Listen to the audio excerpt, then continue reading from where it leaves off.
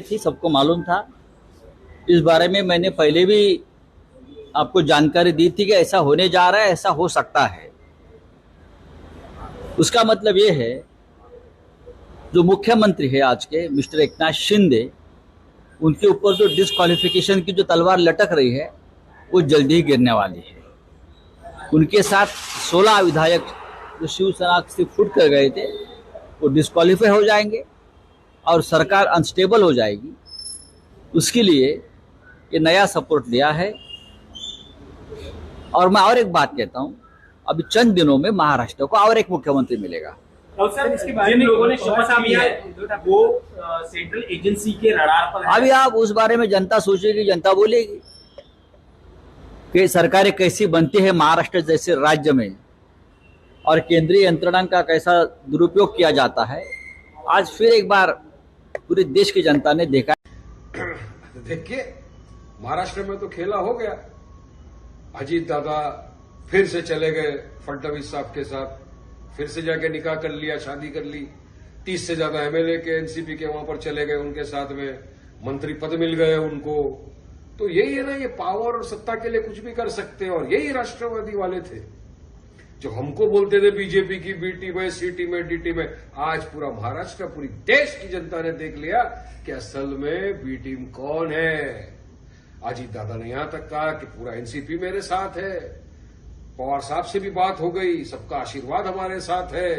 तो मतलब हम तो यही समझ रहे हैं कि ठीक है, पवार साहब की भी शायद मर्जी हो सकती है इसमें। तो अब तो ये महाराष्ट्र की जनता देख रही है खेला क्या हो रहा है। अब सवाल बहुत सारे बन रहे हैं यहां पर साहब।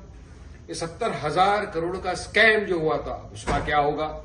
मोदी जी ने 2 दिन पहले एक रैली में भरी सभा में कहा था कि सबसे करप्ट पार्टी है एनसीपी, 70,000 करोड़ के गफले के अंदर, स्कैम के अंदर मुब्तला है। तो अब क्या होगा, ये जब वहां जाएंगे तो दूध के धुले हुए हो जाएंगे। मतलब बीजेपी तो एक ऐसा वॉशिंग मशीन बन गई है, वॉशिंग पाउडर निरमा जो भी आया उसमें दूध का धुला हो जाता है। मतलब एक ही चीज से अपना काम बनता, भाड़ में जाए जनता। अब महाराष्ट्र की जनता सब कुछ देख रही है कि क्या हो रहा है। पिछले 4 साल में तीसरी मर्तबा अजीत दादा जाके शपथ ले रहे। ऐसा तो कोई मैंने देखा नहीं कभी हुआ होगा। मगर अब जनता जनार्दन है, चुनाव का वक्त है, सबको पता चल जाएगा अब क्या करना है। और महाराष्ट्र की जनता तो बोल रही है, सब सवाल भी कर रही है, बोल भी रही है कि इब्तिदाई खैर होता है क्या, आगे आगे देखिए होता है क्या।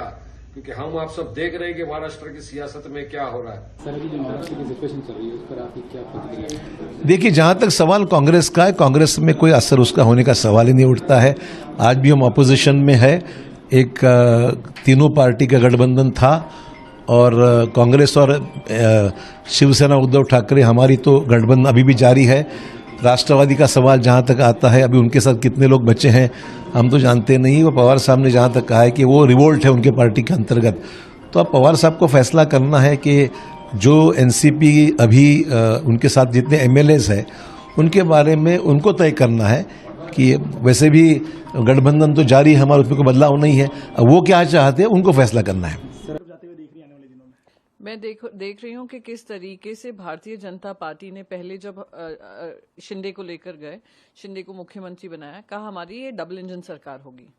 1 साल में इनको समझ में आ गया सब फुस है, क्योंकि पार्टी काडर, शिवसेना का पार्टी काडर उद्धव जी के साथ है। उद्धव जी और पॉपुलर हो रहे हैं, इन दोनों की सरकार को देखते देखते उनकी पॉपुलैरिटी बढ़ रही है। तो इनको लगा कि अब हम लोग फेल हुए हैं, हमें एक और जन की जरूरत है, सहारा। डूबते को तिनके का सहारा उन्होंने ले लिया है अजीत पवार जी को। अब अजीत पवार जी की एनसीपी में क्या स्टैंड थी, क्योंकि वो शरद पवार जी के साथ थे, एनसीपी को बढ़ा रहे थे। विदाउट शरद पवार जी इनका क्या होगा वो आने वाला समय बताएगा। तो ये लोग बौखलाए हुए हैं, ऑपोजिशन एक साथ आ रहा है तो वो अपनी मनमानी कर रहे हैं, साम दाम दंड भेद कर रहे हैं।